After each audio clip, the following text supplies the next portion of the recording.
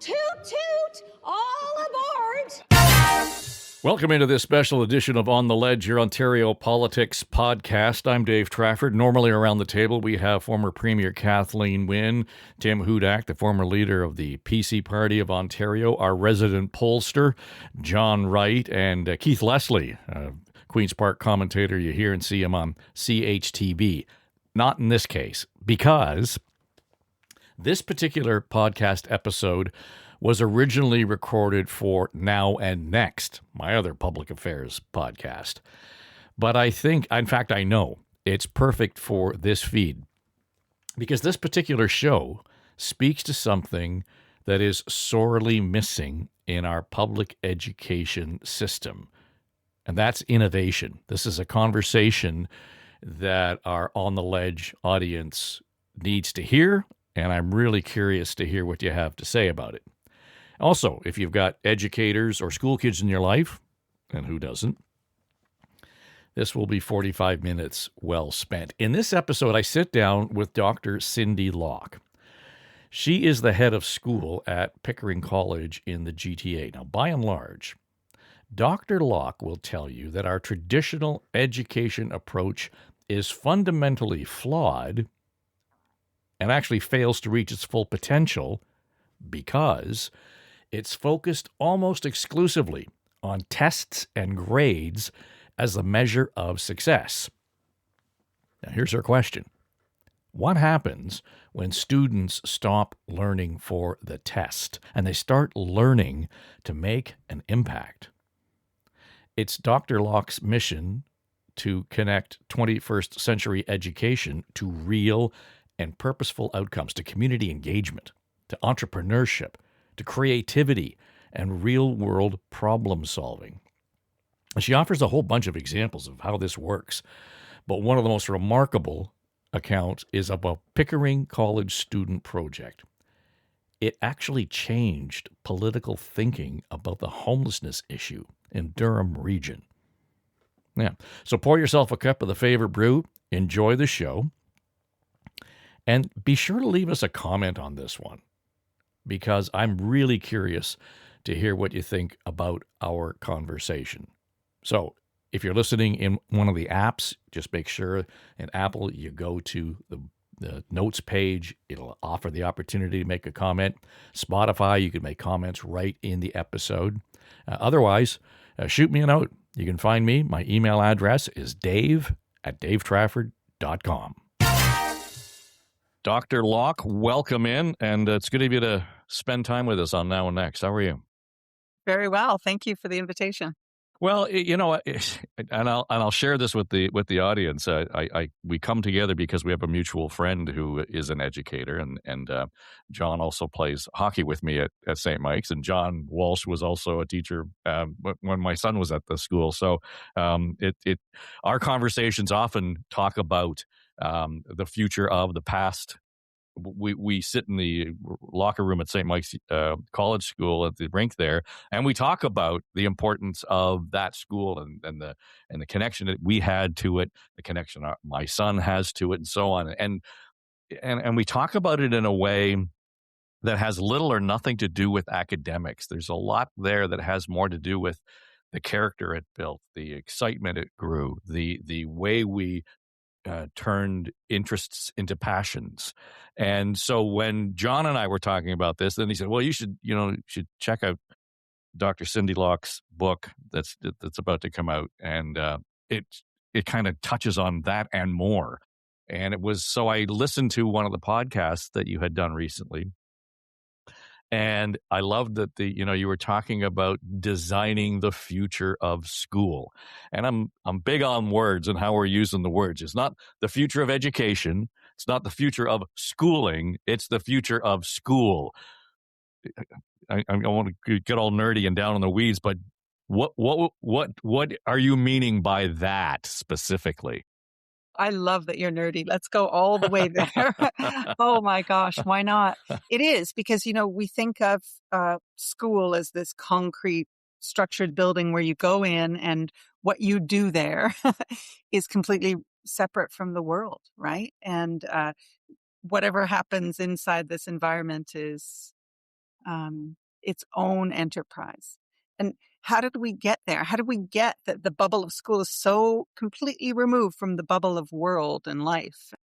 And then we look at the problems that we have that have played out over the years, and we see kids that are disengaged from, the idea of school, are disenfranchised from, the model, which is just the test me to death, right?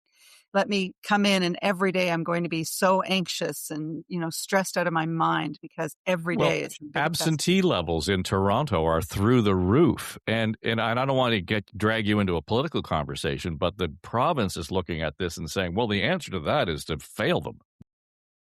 The system No. in itself is broken from that perspective. So I love that we're talking about school outside of the confines of the brick and mortar. Yeah. And that's the thing, I guess. Designing the future of school is really thinking about that whole experience of a child and, actually breaking the conveyor belt that we put in place. Right now, what matters most is what day you were born and what year, and that determines who you work with, what you study, what room you go to, how you pass through an entire system. And surely to God, we are beyond that a little bit. Couldn't it relate in some way to what a student is interested in or passionate about, or can't we be helping them find their passions and, extending beyond themselves? And not like the other thing that's interesting is, if you think about that whole experience of students not showing up and absenteeism and, what's the solution and testing to the death, it's a big piece of that is because it's inward focused, right? So it's about their grades and a judgment on them, and their feeling of success or not success is attached to every assessment they write. It's inward. But if we can change it so that it's actually outward and the focus is, well, we're grading you or, thinking about your success in terms of how you impact others and how you interact with others and do things that are academically rigorous and meaningful, but it's not about you, right? Like, let me give you an example because I feel like we're talking too broad and too high level.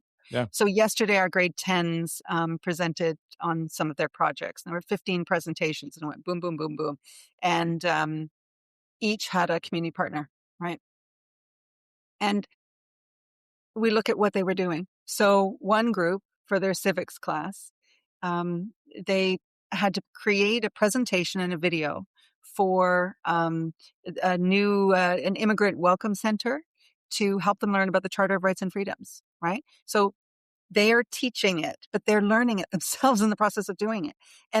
And they're getting feedback on the video saying, oh, you haven't got that quite right, or what matters to a person who's new to Canada and what would be salient within this. So they have to not just learn the Charter of Rights and Freedoms and think about it in terms of how it affects them, but they're thinking about it in terms of how it affects other people. They're not memorizing it to come in and write a test on it. They're engaging with it and interacting with it with others, right? And it's just one example. I mean, I could have given you 15 of them because they were all phenomenal projects, but they were real. And it wasn't about the internal focus on the student. It was about who they are, what they'll do, how they'll help others, and how you interact with feedback that's critical and then respond to it. And, the quality of the product and the outcome you produce has to be, it has to be high standard or else they won't use it. So do I dare ask you then, and we're talking about outcome here, really, right? So do I dare ask you for your perspective on the standardized testing and where we are with the grade, what is it, 6 and 9 levels of math and EQAO. literacy? Yeah, EQAO. Yeah, well, my PhD was actually on large-scale assessment and the influence of that on teaching and learning. And it was looking at, I helped to actually design the grade 9 assessment of mathematics for EQAO. So I understand that inherently. Listen, there is a place for standardized assessments, and there's a place for knowing objectively where do I sit against a standard. And I really think that, it's not about throwing everything out and saying, let's just start and do this other thing that's completely different from what we're doing. I think that, you actually want to make sure that there's a high standard and high rigor in what students do. But it doesn't have to form, like, it's kind of like, the phrase, whatever you put in the soup first influences the taste of the soup, right?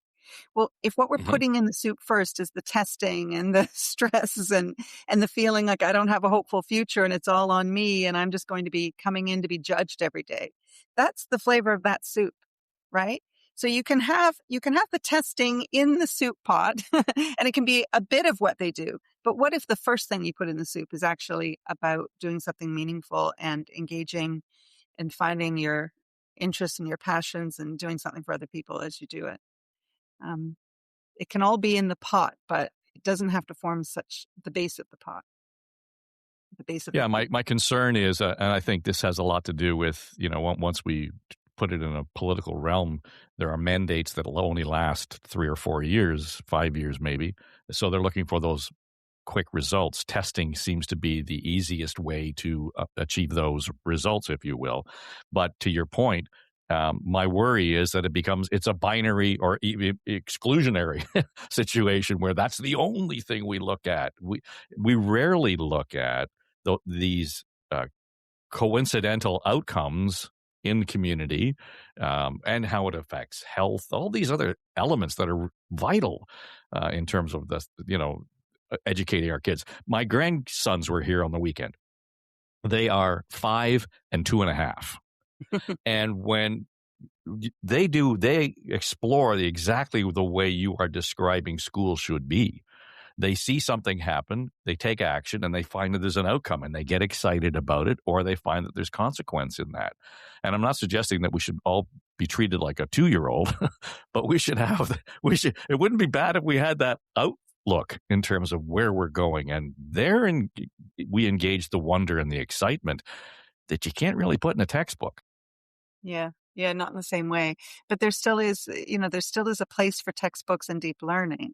But it's what you do with it, I think, is the key. It's like that all idea of, you ask the student to write an essay or create a poster or do something. And then the teacher grades it, you're judged on it, the unit's over. Didn't matter if you improved it or, you know, went further than what you were supposed to. And you say to the teacher, well, what do I do with this essay or this poster? And they say, well, that unit's over, throw it out. Like if you had a job and, you worked for somebody and they said, oh, the whole purpose of doing your job is so I can test you all the time, you would not stay in that job. And if every product you created was tossed out, it was only for you or for the assessor, what joy would there come from that? And that's how we've created school, because just like you say, we've created a system where it was easy. It's easier for me to give you the Charter of Rights and Freedoms and say, I'm going to test you on it. Right. But that's not what's best for learning and for kids. And it should be about wonder and excitement, about possibility. We want them to be not only hopeful for the future, which right now when you survey students, they are not hopeful for the future. But not only do we want that, we also want them to be excited about it because they'll feel like they have an influence in shaping it or being a part of decision making, and to understand even the edge of what we know as a species and thinking, oh, there's something in there I could contribute. It's not that everything's already been done or that we've ruined everything and I have a learned helplessness. I can't contribute. No, actually, here are people who are trying to make a difference and we're going to help you engage with them. But you also have to think logically and you have to think practically about this, right? Because at the end of the day, if we want to scale this up, this can't be for the elite schools like the St. Mike's or the Pickering College, right? That's not okay because that creates, that K-shaped economy, right? That's not what we're after. We want to build a strong middle class. We want this to be in the public education system. So we need to show what a vision is, how it can be implemented in a practical way that doesn't cost a lot of money and that can, track student learning in a detailed, systematic way so that we know how they did, what their scores were, because we still have to fit into the university structure. But we need to show them how it can be then scaled up in a meaningful way. And that's what, the book that I wrote, that's what it's about, is how to spread the word and help other people scale it. So let's talk about scaling it, because that will always be a challenge. And the question will become, is this suitable for every kid in an education system? Mm-hmm. Yeah, so those are two questions, I think. So think about let's go from a systems perspective, because when we look at, the real value of AI in our world, it's actually about changing our systems and how we work, how we work and think in a systems way. So say that you are in charge of your curriculum, okay? You're the student and you're in the driver's seat, okay? You go in to school, right? And you go into your learning platform. We're going to call it your landscape of learning, okay? And you can see all of the courses you're taking that year, and you can see every curriculum expectation for the course. And you can click on it and it can show it to you in different wording, and it can, help you unpack it, whatever. And you say, I want to learn in a traditional way, and I want to do this unit, this micro credit, and this exam, and I want to show that I'm meeting these 3 expectations through that. Sure. Type in, I'm going to do this. The teacher can authenticate it and say, yeah, these are the 3 curricular pieces that are in progress for you. And this is where you said that you're going to learn that and in what context. And, at the end of it, we can upload your evidence that you did whatever assignment or presentation or test. There's a practical, traditional way of schooling, and there it is. And I can do that. But say I want to choose from a menu of projects that the school provides. And I want to pick one that is of interest to me. So I'm going to drop down and pick this one. And I'm going to say, oh, what can I do within that? Oh, all right. I can, this is a company and an organization that needs a new website. And I'm going to learn about social advocacy and the work of the organization. And I'm going to help them build the new website. And I'll learn these tech skills, and I'll learn this piece about presenting to an audience, writing text for persuasion, whatever it is, right? And then all the curricular pieces are there, and I'll say, yeah, I'm going to do this, this, and this. And then maybe I'm not even sure which ones I will do and won't do. So I can type in my little piece of the project I want to do, and the AI will help me to link to the curriculum and say, oh, this could relate to this or this expectation. Oh, yeah, I'll do that. Get sent to the teachers for the courses they teach, right? So the English teacher will get the persuasive writing and the speech maybe, and the tech teacher might get the design and HTML or whatever I'm going to do with the coding with the website, whatever it is, right? And then they say, yeah, we're going to mark you that you're in progress on that. And you go and you do the project, and there were teachers assigned to work with me on that project, and other students maybe of different ages that were working on the project with me at the same time. We go and we do it. I have to provide evidence that I've learned it. The people I work with in the community have to type in and give testimonials and feedback on my learning in the learning systems. The teacher sees all of that as well. The teacher can talk to me and interact with me for any level of evidence that they feel that I need to, show more to prove that I've learned that curricular line. And then at some point, the teacher will mark off, yes, you met that curriculum, or you exceeded it, in the actual curriculum itself, and you got a minor, or you showed impact with your work through that curricular line and you got a major. And now I chose that piece. The school offered it to me. It was offered in, packages that I could pick up, or I could do something outside of school myself and put that in and have it be authenticated. I can take Royal Conservatory of Music up to level grade 8 and, show evidence of that. And then, do I really need to be in my grade 7 music theory class doing the same curriculum I've already learned? Or can I extend in other areas of the curriculum because I've already learned that? Anyway, I just gave you like a whole idea of, a tech system that interacts with the student, and the student can see dials of how many curricular expectations are left in each course and where they're at and what their grade is live at any time. It builds a whole portfolio to show engaged interaction. And I can be as traditional as I want. I can write a book report if I want to. I can write a test if I want to, or I can, engage in other areas, in other ways that relate to who I am, how I learn best, my interaction engagement with the world. And all through there, each grade, I need to show at least one major and one minor as well, so that I'm really pushing myself beyond the curriculum in a way that I want, that's interesting to me. So now you're restructuring school, right? Just so I understand that, then when you talk about a one major, one minor, I mean, it sounds as if I have a huge part in defining what that is. It's not something that is, you must hit these 10 points to achieve the major or the minor. Am I hearing that right?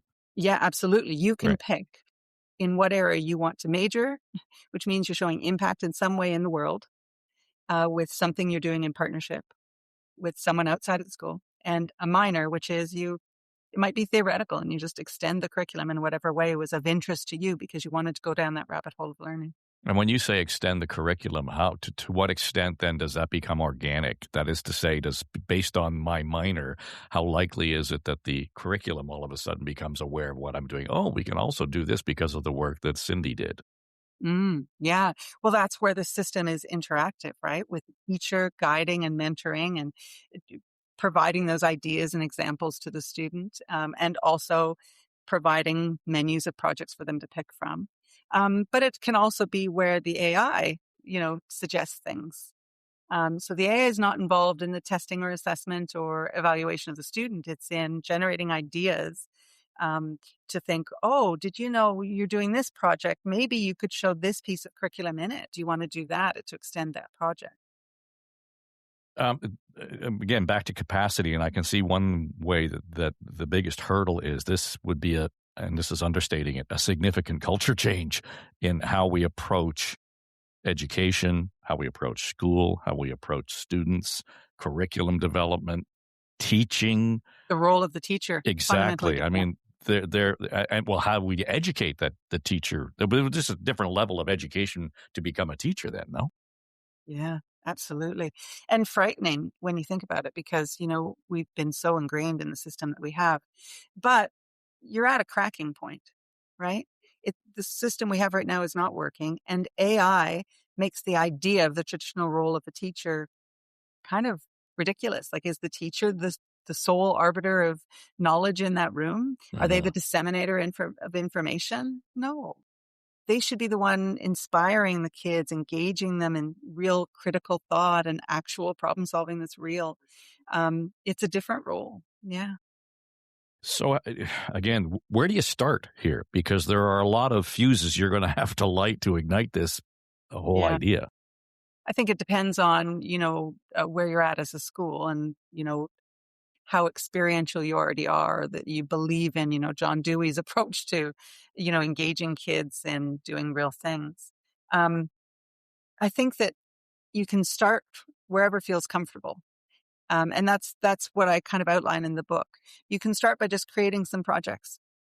And, maybe it's one a year that a child will experience, and you just kind of test that and see, well, how does that work? And how can I create mentors and partners? And how can I build MOUs for working with organizations and businesses? And, how do I get comfortable with that at all?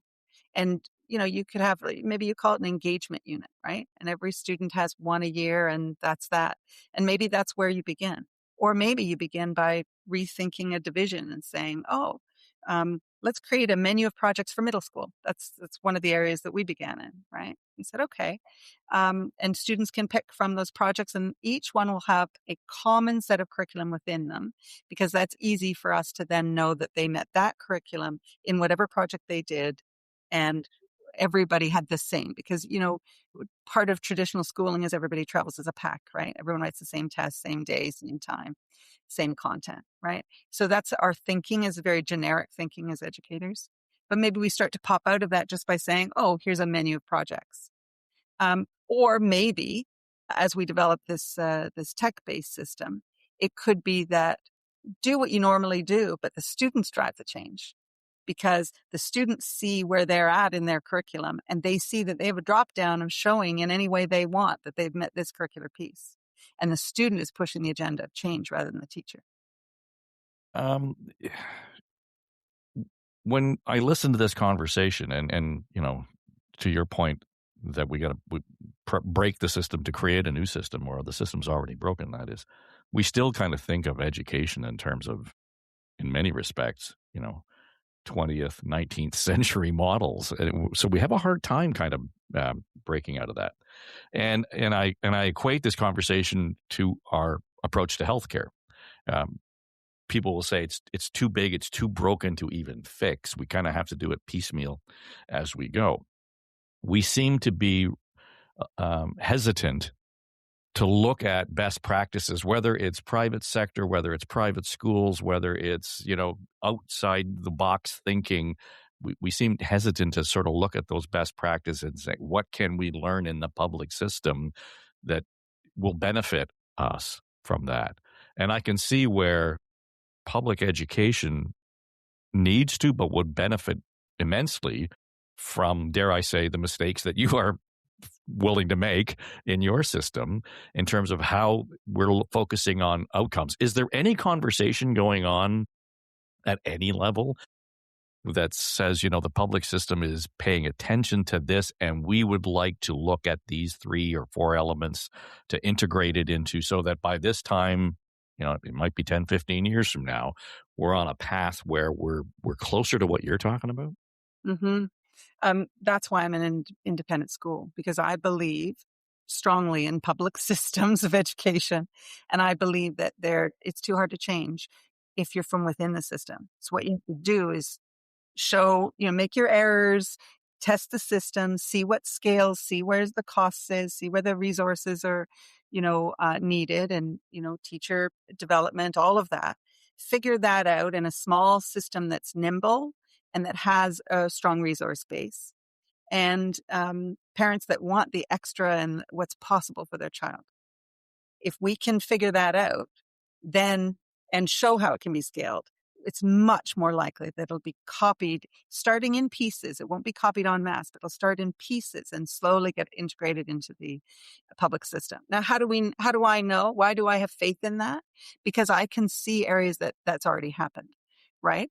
The advisory system, which is ubiquitous in most schools, not just in North America, but, across the world, where you have a small number of kids in a pocketed group that meets the same teacher regularly, and that teacher's their advocate, and, that thinks about them and their experience beyond the scope of the school. Advisory.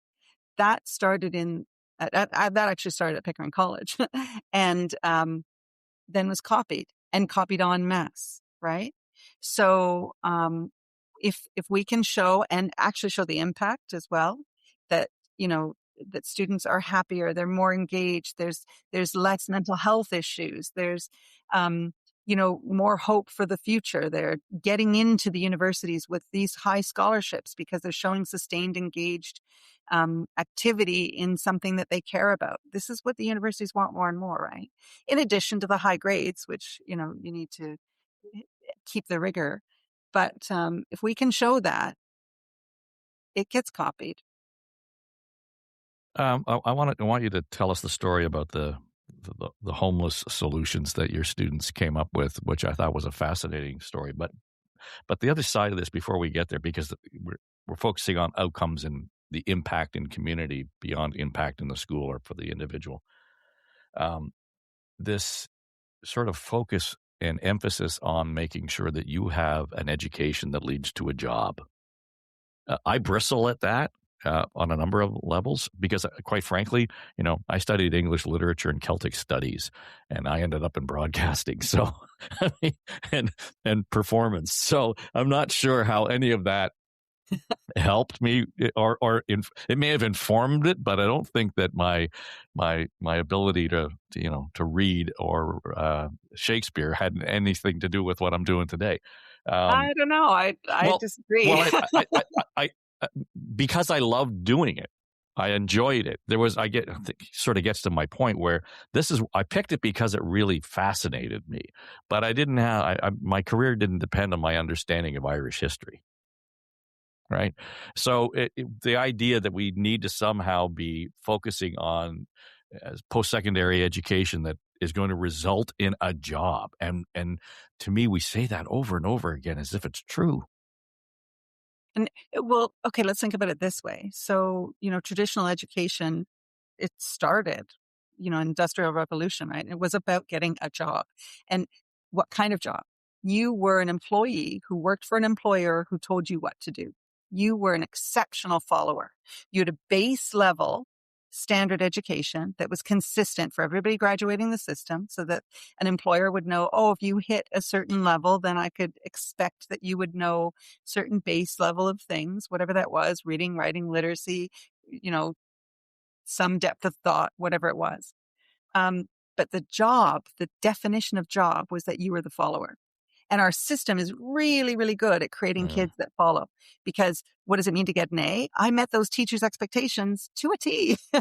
I followed exceptionally well, right? And it's the kids often that are kind of rebelling against the system a little bit that are often the ones that go and be entrepreneurs and business owners and innovators, right? Because they've learned not to follow the system to a T. So what is their job? Their job is to create something new, to be creative in a different way, and to, chew the glass of owning their own company and starting their own company, right? So what do the jobs of tomorrow look like? It's anyone's guess, right? We don't know. We don't know the influence that all of this tech change and that AI will have. But we do know that we need to have a really strong fabric of society if we want to have a functioning community. And functioning communities at the small level and at the large level, we do know that we have to help people figure out what does it mean to be engaged as a citizen and to understand how systems work within a society. And we know that we need to be creative, thoughtful. We need to create graduates that don't see themselves as seeking the definition of a job that is just to be a follower. Because I don't think that we can rely on all those jobs to be there in the future where you are following what an employer wants you to do. I think that's where Shakespeare comes in, right? And English lit and creativity and the arts, and also understanding the edge of tech and understanding the edge of science, all of that. But yeah, I don't have a crystal ball, but I do know that we need people that can work with people, and that we need them to have confidence and perseverance and resilience and enthusiasm and passion for something that they feel they can contribute to. I guess that was my point, being that I was drawn to Shakespeare. Shakespeare didn't come to me, and I think that there's an important distinction there, in as much as there was something there that engaged me right away, whether it was my music or my literature or whatever it happened to be. And I go back to my 2.5-year-old grandson. He's drawn to things that engage him, and there's where his learning is going to happen. So, and we beat that out of the system to some degree. And I love that you use the word resilience, because it feels to me like what you're doing here is not just servicing a muscle, but you're creating new muscle here. And the idea that connective tissue, culturally and in community, is of real value. And I'm not quite sure we fully appreciate that yet. Yeah, well, as we become more and more isolationist and isolated, maybe we'll start to appreciate that more. But it's not a very nice world if everybody's just in their own house doing their own thing with robots around them. Well, you're saying to that guy whose commute is 12 steps down to the studio every day. So. But now I want you to tell us the story about the program, and this had a direct application and a significant impact in local politics in the GTA around the issue of homelessness, and it started at Pickering College. It was one of our projects from the menu of projects they could pick from in middle school. That's one of the areas that we started in, and we said, let's actually talk to people and find out what are the problems they have. Right. So we met with different companies and organizations and said, what do you struggle with? Right. One group was helping a seniors group. And they said after COVID, all the seniors were, not trusting online and not feeling connected. They were lonely and in their homes alone. So we had kids work with them, and they built computer games to say, in these games, you can interact with each other, get to know each other in your own little community. And then we'll have events and activities where, you interact with each other. And it became about social engagement. Another group was with this homeless project, and we met with a company called Blue Door. We said, what do you struggle with? And they always start the same way. They always say, nothing that kids could do, right? We're like, yeah, just ignore that Try for me. yeah, Yeah. just literally tell me, what do you struggle with? Like, what bugs you, in your day to day?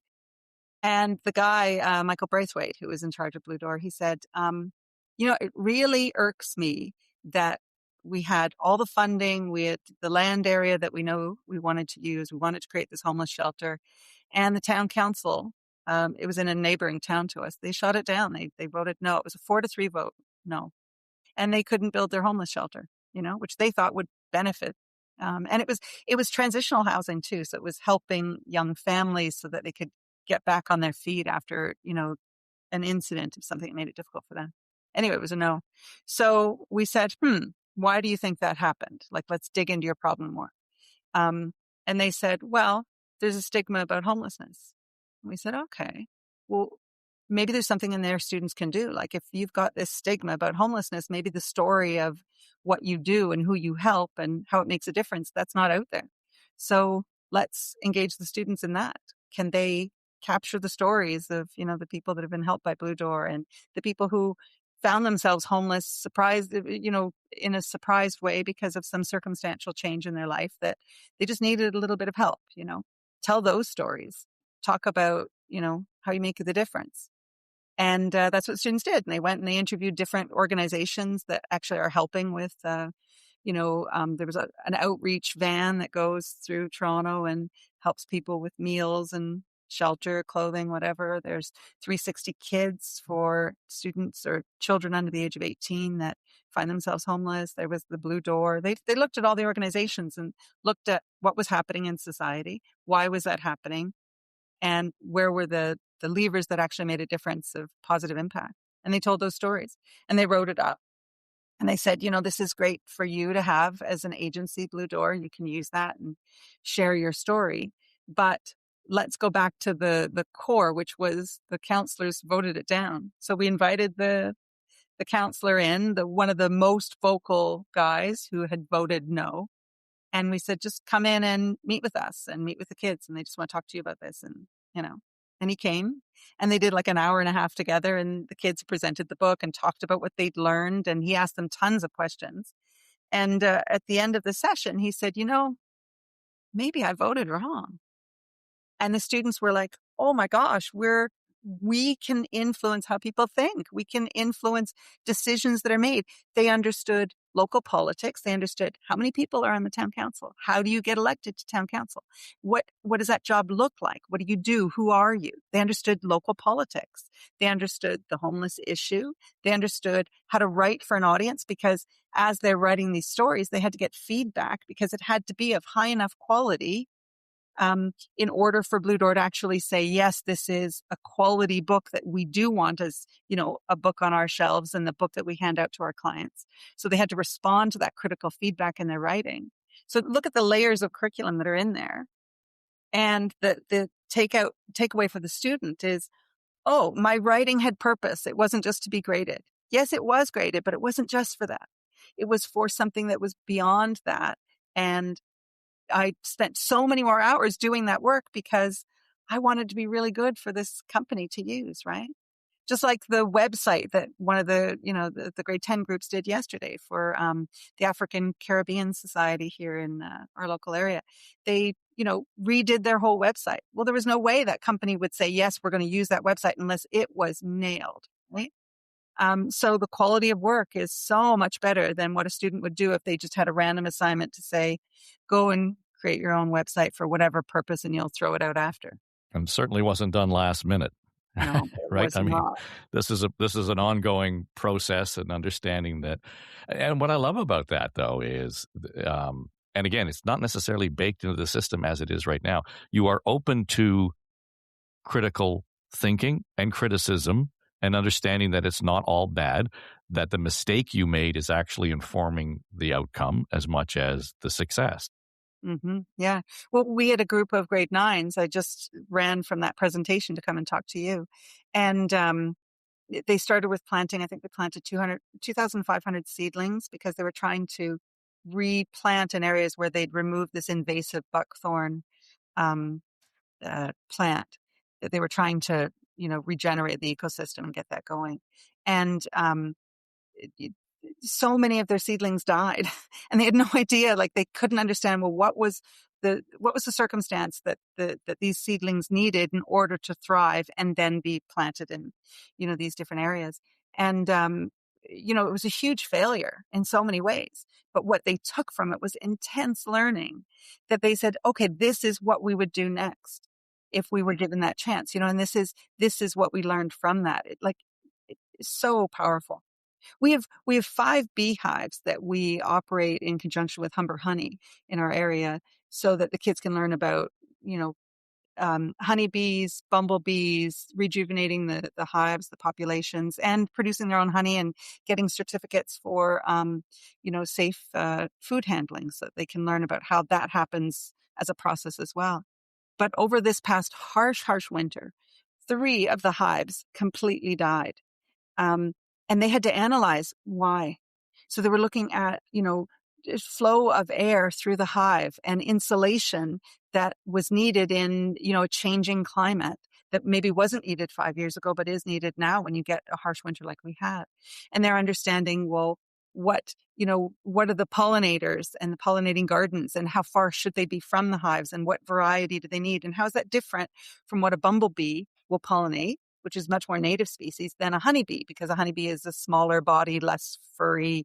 They're learning about the ecosystem, the animals, the habitats. They're learning about food production, how to work with a client that says, I need to sell this honey, so it has to be to the highest degree possible.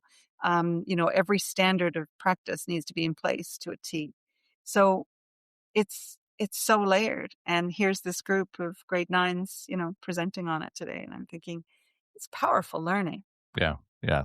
Just the biodiversity extends beyond the actual garden. It goes actually to the thinking that we're applying to all of this.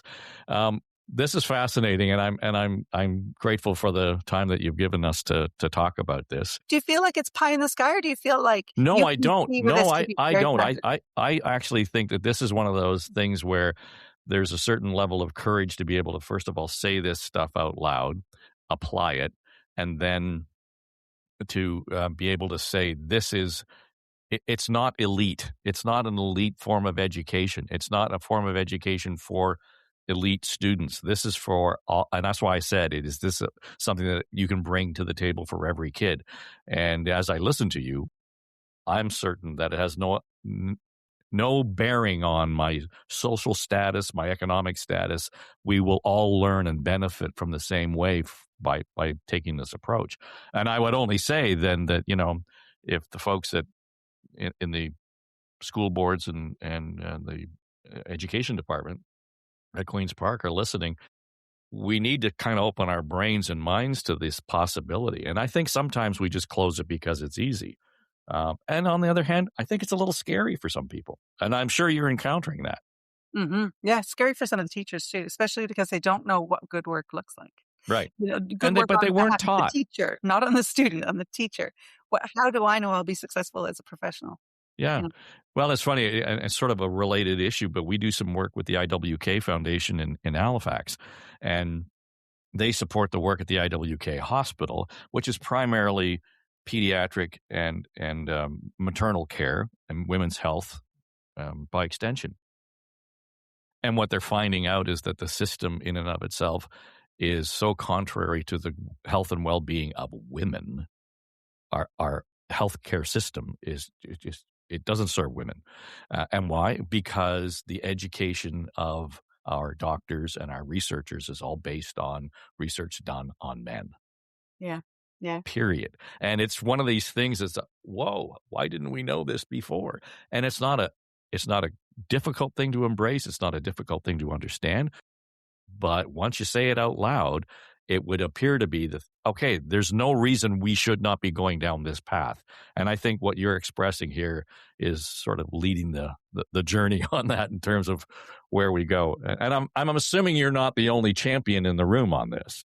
No, the number of people that are coming to us and wanting to be a part of this. It's incredible. And we're running an institute for teachers this summer to, train up other teachers from other schools as well so that they can start to implement some of these things. Because the book, here it is here. So it is very philosophical because it talks about a vision and what that looks like, in broad terms, but it also has very practical elements at the back of it so that teachers can actually, download, here's checklists, spreadsheets, flow charts. Here's a way to think about how you engage with, different people in the community, because it works for business. It works for NGOs, charities, seniors who are in their homes, who want to volunteer or mentor. It works like anybody who wants to be engaged. Yeah. Anyway, it's called Connections, Academics, and Purpose, Designing the Future of School. And you can get it through Amazon, Indigo, Barnes & Nobles, online, easy. You can also go to my website, which is www.cindelock.com. And, you can learn all about it and see tons of podcasts and articles and different things about what we're doing and what the vision is. And you can also purchase your copy through the website as well. Well, congratulations and good on you having the courage. And as you told me before you came on, you had the opportunity to work with your daughter. I know a thing or two about that, doing what I do. So there's real benefit in that. Dr. Lock, thank you for this. It was a pleasure. Oh, an absolute pleasure on my part too. Thank you so much. All right, and that'll do it for this special edition of On the Ledge, your Ontario Politics podcast. Again, I would love to get your feedback on what you heard in that conversation. So either leave us a comment in the podcast app, or you can shoot me an email, dave@davetrafford.com. Thanks for listening. This is On the Ledge, your Ontario Politics podcast. Pay no attention to that man behind the curtain.